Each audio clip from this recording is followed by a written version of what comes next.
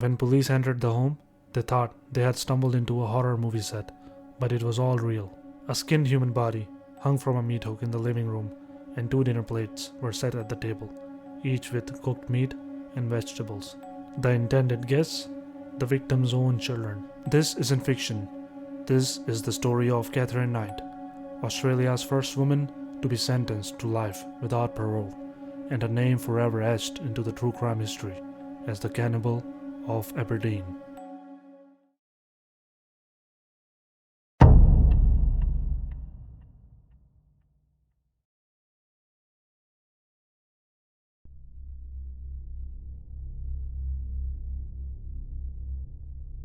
Katherine Mary Knight was born on October 24, 1955, in Tenterfield, a rural town in New South Wales. Her childhood wasn't just troubled, it was traumatic. Her mother, Barbara, had left her abusive husband and began a scandalous relationship with Ken Knight, a hard-drinking, violent man who worked in slaughterhouses. Katherine grew up in an environment of relentless chaos, witnessing domestic violence, experiencing sexual abuse from extended family, and absorbing the deep dysfunction of her surroundings. Later in life, she would claim that she had been sexually assaulted by several members of her family until the age of 11, allegations that were widely believed by psychiatrists. Despite this darkness, Katherine was close to her twin sister and idolized her father's brutal masculinity. She would later refer to violence not with fear, but with familiarity. Even in school, she was unpredictable, a bright student when calm, but a ticking time bomb. She assaulted classmates and even teachers on multiple occasions. By age 15, she left school with barely any education, unable to read or write, but already deeply twisted by her environment.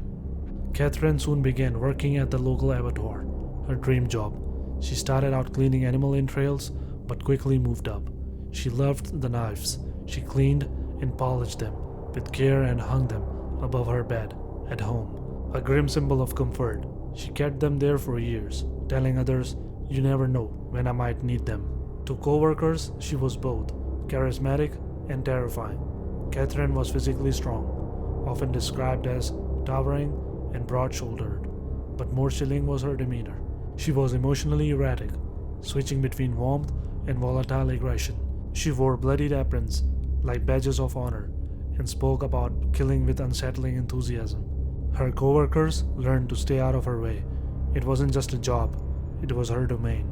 Katherine's relationship mirrored the violence of her upbringing. Her first marriage was to David Khaled, a fellow abattoir worker with his own demons. Their wedding day was telling. Katherine tried to strangle him because he fell asleep. Over the years, she beat him, stabbed him with scissors, and once hit him over his head with a frying pan. Somehow, he survived. He left her, but not before she burned all his clothes and shoes. Later relationships followed the same pattern. She had 4 children with different men, and each partner experienced some form of violent assault. One had his face slashed, another was stabbed in the stomach. Police were often involved, but no one could hold Katherine for long. Her charm and fear kept people silent, and when her final relationship with John Price began, many who knew her feared he might become her ultimate victim. John Charles Thomas Price, known as Pricey, was a father of 3 and a well-liked man in Aberdeen, described as hardworking, laid-back, and friendly. John was seen as stable and strong. He had a steady job at the local mines and was respected by co-workers. But even good men can fall into bad relationships. When he started dating Katherine in the mid-1990s, friends were concerned. She had a reputation, and everyone in town knew it. At first, things were passionate. Katherine had a strange magnetism, and John, perhaps unknowingly, was drawn into her web. But soon, the cracks formed. She began controlling, possessive, and explosive. In 1998, they briefly broke up after she stabbed him with scissors, but John, ever the forgiving type, took her back.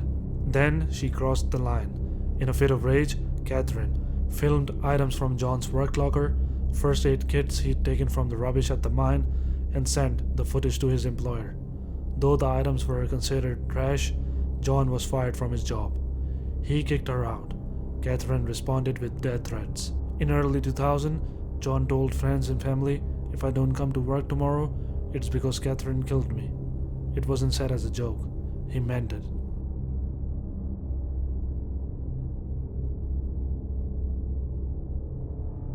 The night of February 29th was unusually quiet. Katherine bought black lingerie and made a chilling video of her children. Part cryptic message, part goodbye. Then she went to John's house.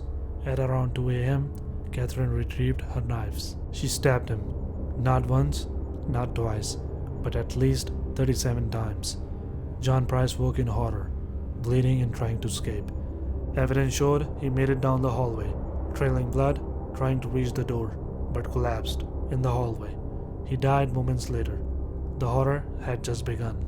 Katherine dragged his body into the lounge, skinned him entirely, in one continuous piece, something only someone with her slaughterhouse skills could do. She hung his skin from a meat hook in an archway.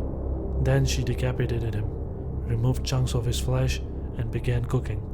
She boiled vegetables, baked potatoes, and seared pieces of his buttocks. 2 plates were set on the table, labeled with the names of John's children. On the stove, police would later found a pot. Inside was his head, slowly simmering in soup. John Price's skinned body lay slumped in the lounge. His skin hung on the hook, eerily intact, like a suit. His head was in a pot. The stench of cooked human flesh filled the home. One officer vomited on the spot. Nearby was a handwritten note from Katherine, scribbled in rambling, semi-coherent sentences. It accused Price of molesting her daughter, something no evidence ever supported.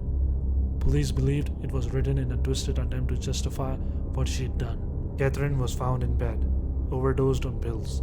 She had attempted suicide, though not seriously enough to succeed.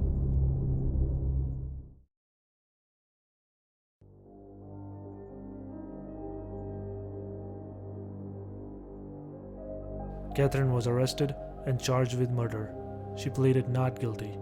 During her trial, her defense attempted an insanity plea, but experts unanimously declared her sane and fully aware of her actions. Her planning, her cleanup, and the bizarre staging of the meal proved she knew exactly what she was doing.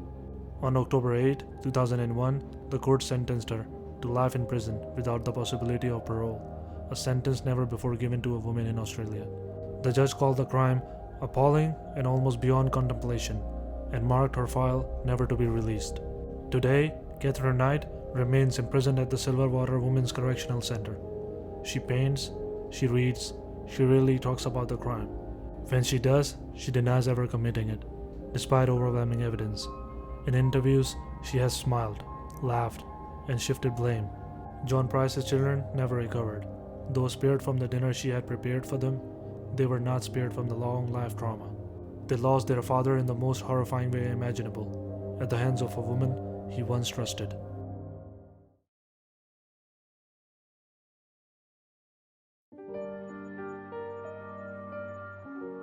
The Katherine Knight case remains one of the most disturbing crimes ever committed in Australia, not just for its brutality, but for its methodical nature. It wasn't a moment of rage, it was a ritual, an act born of obsession, jealousy, and unimaginable violence. She used the tools of her trade to commit a crime that still sends chills down the spine of even the most hardened detectives. To this day, the name Katherine Knight is spoken with a shudder, not just in Australia, but by true crime followers around the world. She wasn't just a murderer, she was a butcher, a manipulator, and perhaps the closest thing Australia has ever seen to a real-life Hannibal Lecter.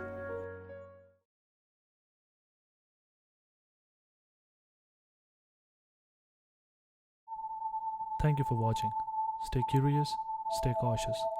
Until next time on Reaper Files.